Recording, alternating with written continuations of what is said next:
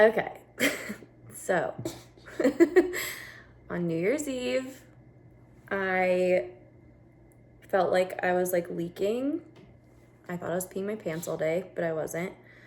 And we went to New Year's Eve dinner with our friends, and I like told all of the girls the same thing. Just that like I felt like I had been like peeing my pants a little bit all day, but I thought it was just because I was so far along. And I had lost my mucus plug the day before, but the nurse at the hospital when I went in for my like non-stress test said that that was fine and that it could regrow and like kind of didn't mean anything. So anyways, we went home from New Year's Eve dinner and we got home at like maybe 10 and decided that we wanted, or 9, decided that we wanted ice cream. And so we drove to Sonic because that was the only thing that was open. And when I turned to grab the ice cream from the Sonic employee, my water broke in the car. And it was like a lot of water and not like a pop or anything. Like I didn't feel anything. I just all of a sudden was like flooding the car with water. And what did we do first? We called my sister. Mm-hmm. I called Chelsea because I just wanted to like let her know, and she had been texting me all day and I had been telling her kind of like what was going on, and she suggested that we call the nurse hotline because we didn't really know if we should like race to the hospital or if like I should labor at home or like what to do. And obviously I was very early, like 36 weeks in 2 days. And so we called the nurse hotline while we were driving home with our ice cream, which I never ate my ice cream because I was freaking out. And we were kind of like panicked, or at least I was. I don't know if you were. I just wasn't really sure if we were going to go in or not, so I don't know. Yeah. And you didn't have like your bags packed yet. Like we didn't, neither of us had like everything fully ready at home. So that was like a little bit, like we were just kind of in the car like, oh shit. But we called the nurse hotline and asked, and I was like shaking so bad that I could like barely speak to the nurse. And so Ian, you were like rubbing my arm and like trying to help me get my words out. And I just basically asked if like we needed to come in, and she was like, yeah, come right away. And by this time we were like home, and I was like standing in the garage with like a towel because my water was just like everywhere. And you were like, I don't know what you were doing, running around the house packing. Yeah. Yeah, I was frantically trying to pack my bag, which I was supposed to start packing earlier in the day, and I kind of put it off. And trying to make sure we had the cats like accounted for, and they had food and water, and Trying to calm me down. yeah, trying to calm me down. But then you decided you wanted to take a shower. Yeah, I wanted to take a shower because I was covered in water and just like not being logical. And I asked the nurse, can I shower before we come in? And she basically said, or her words were like, yes, but don't dawdle. And so I jumped in the shower and like threw on some clothes and threw like a washcloth in my pants. And we drove to the hospital. And I didn't have, like, I started just towards the end of the drive, I started feeling like crampy a little bit. Like I didn't have any crampy contractions before this, and so they like kind of had started by the time we got to the hospital, which was probably only like from the time my water broke to getting to the hospital was like an hour, maybe. Yeah, it was an hour. It was an hour. And so yeah, and then as we were walking in to the hospital, it was very cool because like fireworks started going off, and we were like, oh yeah, it's like New Year's Eve, because it was like right before midnight. So that was kind of cute and like surreal because we were walking in to the hospital like, holy shit. And then they checked us in and like made sure that like they put us on a monitor, and they saw that I was having contractions and I could like feel them. And what else did they say? The baby was sunny side up, so her head was down, but she was like facing up, which is like not ideal for delivery. And then also they like let us know that basically when your water breaks, like they want to get the baby out within 24 hours so that you don't get like an infection, or like your infection risk doesn't go up. So yeah, and they gave me an IV there, which the guy who tried to give me the IV sucked and like was digging around in my arm for like 20 minutes. Then the other nurse came and gave it to you, and she did it like right away. Like 2 seconds, which was fine. So, which also at this point, a lot of people had said like, oh, the worst part of birth is the IV because once you get the epidural, you don't feel anything, which is kind of funny because that was not my experience. But the IV was not fun, but not hugely terrible. So then they admitted us to our room, which our room was really nice. And the doctor like pretty immediately wanted to start me on Pitocin because of the 24-hour thing. And I was like, well, my body's already like contracting because like by this time now, like when did we get to our room? Like 12:30. Okay. Maybe. Like 12:30 or 1 in the morning maybe. So a couple of hours since my water broke, and they checked my cervix and I was like a 1 centimeter dilated, and my cervix was like soft but not like effaced, but at least like I wasn't like closed shut. So they basically said, I was like, my body is already contracting, so can we like see what's going on? And it's like obviously nighttime, can I take like a nap and see if the contractions pick up? And so the doctor was fine with, she was like, you can take like a 4-hour nap basically. So did that, which I didn't sleep at all. We watched a show. Yeah, we watched a show, and then they really wanted to flip the baby from sunny side up, so they had me trying to sleep with this gigantic peanut ball between my knees. And it was like really uncomfortable and I couldn't sleep. So and I was like hooked up to a ton of monitors and obviously like an IV and everything. And so anywho, they came back and checked me in 4 hours, and like nothing had really changed other than like my cervix was like even softer. And so they were like, we're gonna do Pitocin. And I slept through most of that. yeah, Ian slept, which is good because I feel like ideally both of us would have slept, but one of us needed to. Yeah, so they came in and they wanted to start Pitocin, and they wanted to go straight to like more of a higher dose of Pitocin, and I was really worried about that because I've heard that the contractions hurt really bad. But they started it and it wasn't terrible for a while, but like my contractions were not super painful unless I stood up, and I like wanted them to progress. Like I wanted to like dilate further, so I was like standing up laboring for a lot of it. Have we walked around the hospital for a bit, or like on the wing? Walked the halls a little bit, and it was like it was getting more painful, and I didn't want to wait to get the epidural until I was like in a ton of pain. And so so they started Pitocin I think at 6 a.m. and then by 12:30 I wanted the epidural, and my contractions were like mostly back labor. Like it was like my back was hurting really bad because of the baby being sunny side up. So yeah, so anywho, I asked for the epidural and I was like freaking out a little bit. And the epidural team was very nice. They came in and you like held my legs. I don't know why they had you hold my legs to keep me steady while they placed the epidural. Did I? Yeah. I faced you while they placed it. And I was crying because I was like really nervous that Yeah, you were like shaking and crying. Yeah, I was freaking out. Mostly because I didn't want to throw up or pass out after, because that I hear happens. I wasn't like really worried about the procedure.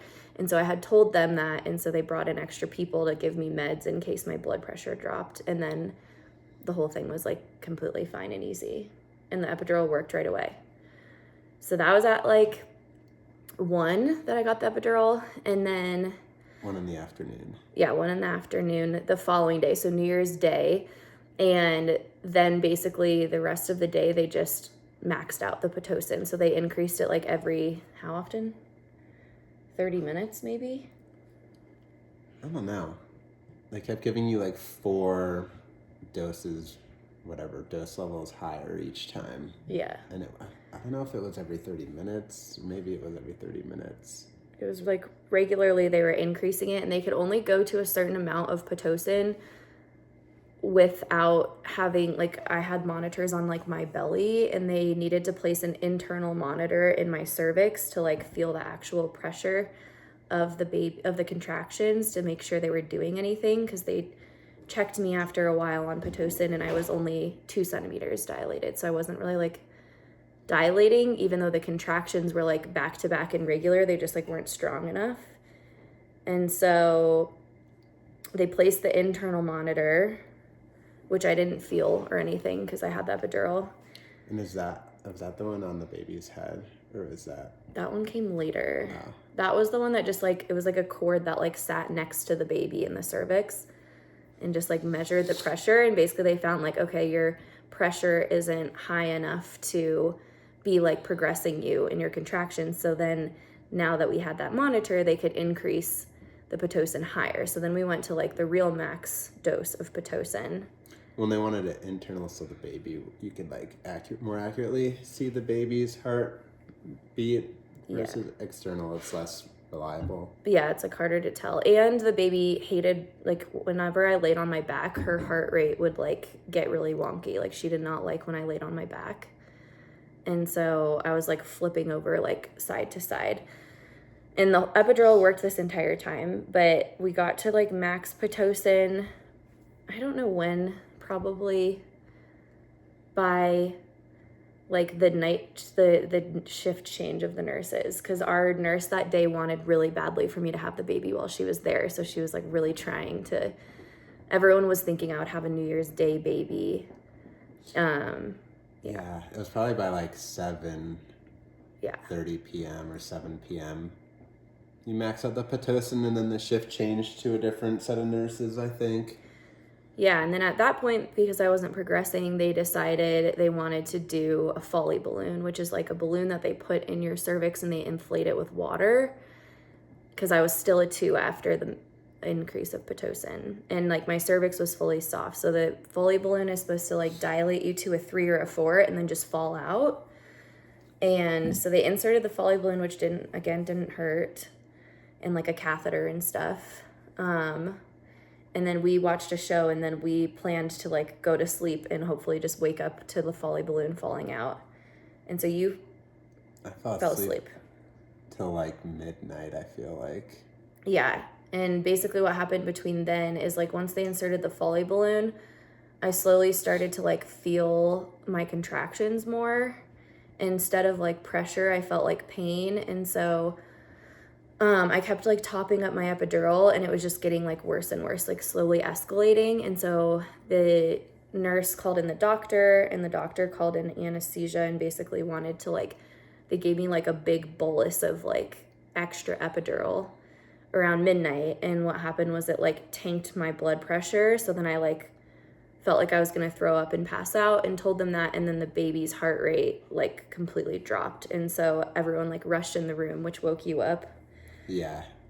I was using her eye mask that she got for Christmas, like a weighted eye mask. So I was like sleeping pretty nicely. And then I was hearing all this commotion. I was like, oh, I probably need to get up so I don't look like I'm just sleeping through all this important stuff.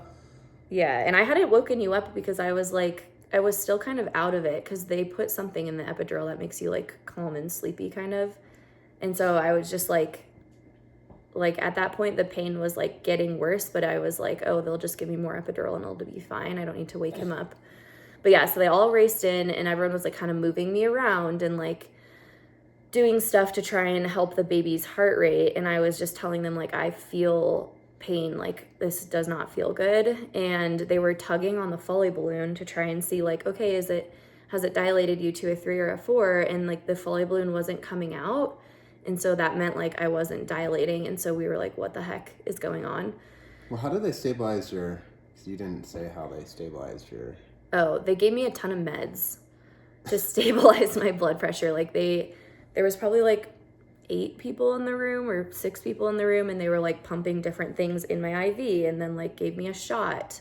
And did they turn you a certain way? Yeah, they were like flipping me around, and like I think half the team in there was like focused on me and half was focused on the baby, and they were kind of like fast talking with each other and stuff. And I did get stabilized, like, or baby got stabilized pretty quickly, and then I felt kind of embarrassed because I was like, okay, the baby's good, I'm not, like, I'm in a lot of pain, what can we do?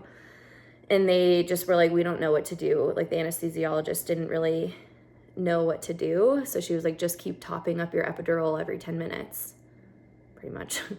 And then the Foley balloon, like I said, didn't come out, and so it was kind of like, okay, go back to sleep. But I could not sleep. I was in like the pain was getting like increasing a ton and getting like kind of unbearable, and so I kept calling them back in and being like, please, like, can you do anything? And they kept checking my epidural, like the anesthesiologist, but the way she was checking it was she was putting an ice pack on my butt cheek and saying, can you feel this? And I was like, no, I can't feel my butt cheeks, but I can feel my cervix, like where everything is happening. And I was like crying and like kind of panicking. Yeah. Yeah. Like, just like, I can't do this, and like freaking out, which I think, so they just didn't know what to do. And so then the doctor came in, and I think because I was like so panicked, she was like, let's just pull the Foley balloon out, because they kept saying like, it's so close, it's so close. So I was like, okay, I'm close to like a 3 or a 4. And then I don't really remember, like, I feel like the rest of it is a bit of a blur, but they basically... Yeah, I think I remember it probably pretty well. So they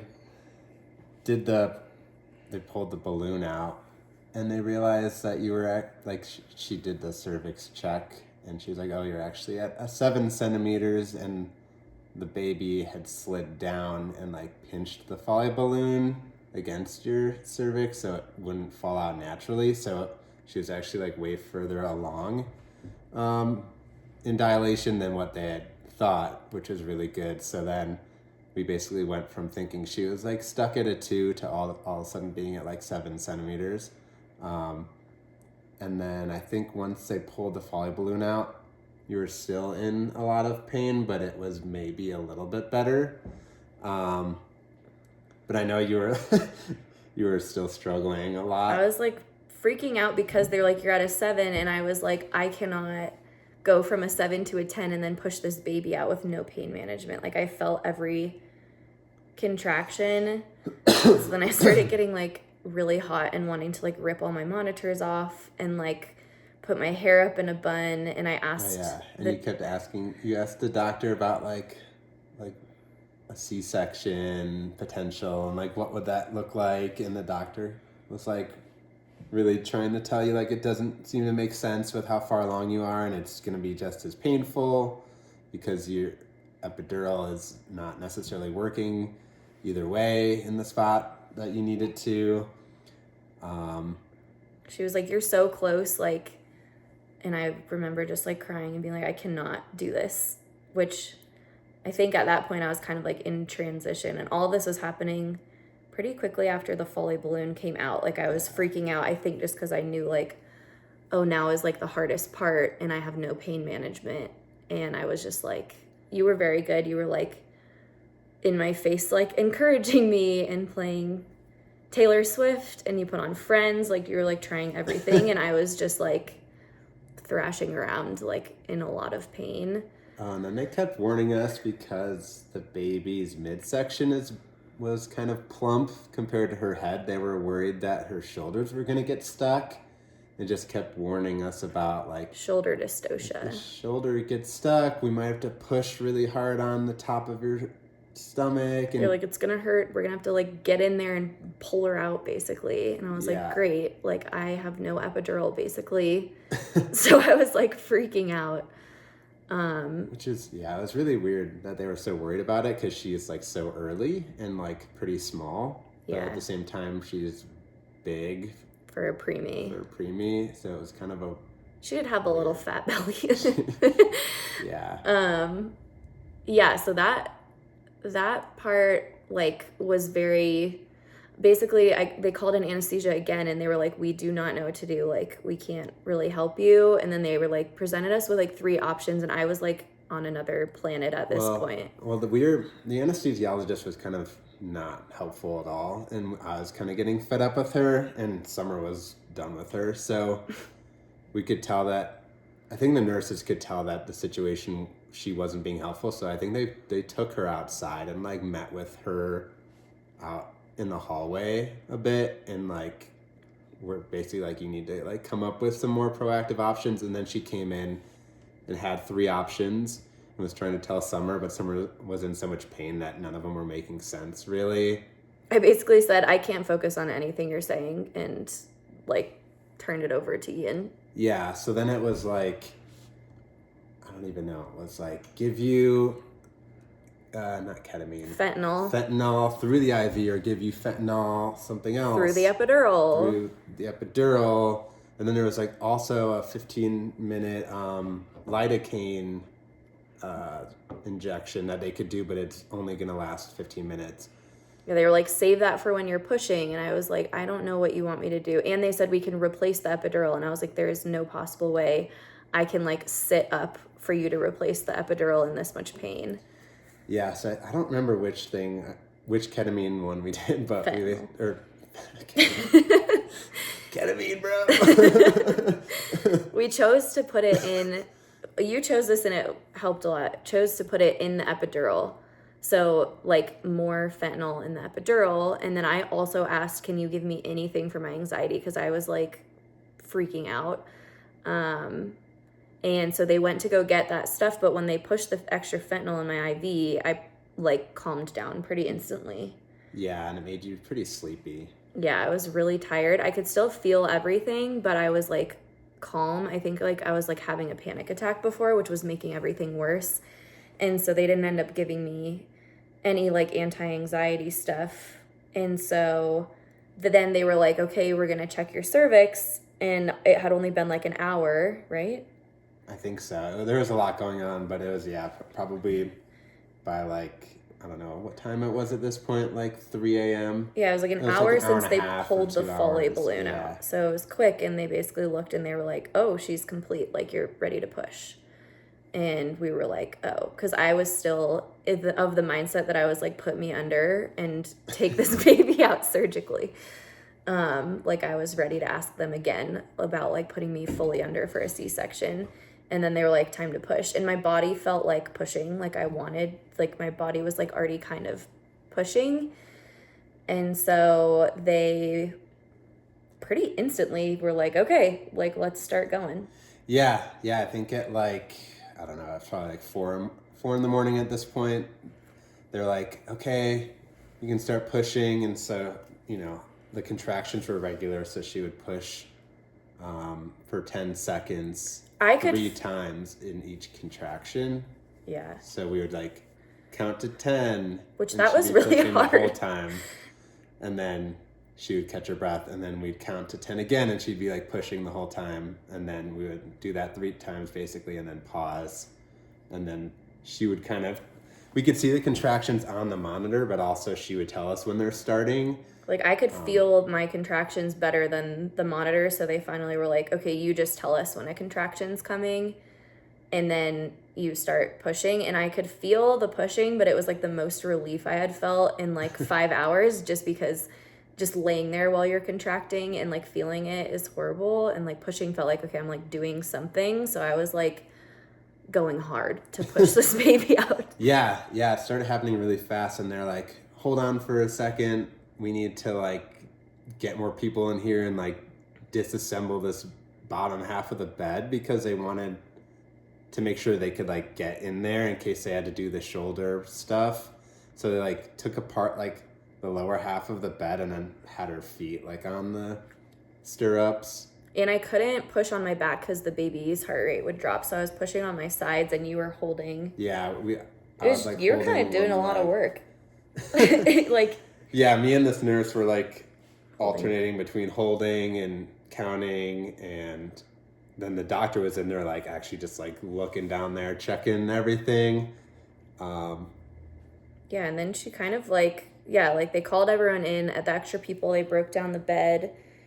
And then after like not that long, they were like, oh, she's crowning. Do you want to feel her head? And I said no, because I was like, I need to just keep going. That was a weird. I wish that I felt it actually, but I saw it. I was like, yeah, this is crazy. yeah, Ian watched the whole thing and was a champ, and like you were very supportive. You were like counting and like holding the leg and doing a lot actually. Yeah, and we switched the music to Lord Huron at Lord some Huron. point throughout that. And I remember the doctor saying, ooh, Lord Huron, like I like that band, good choice.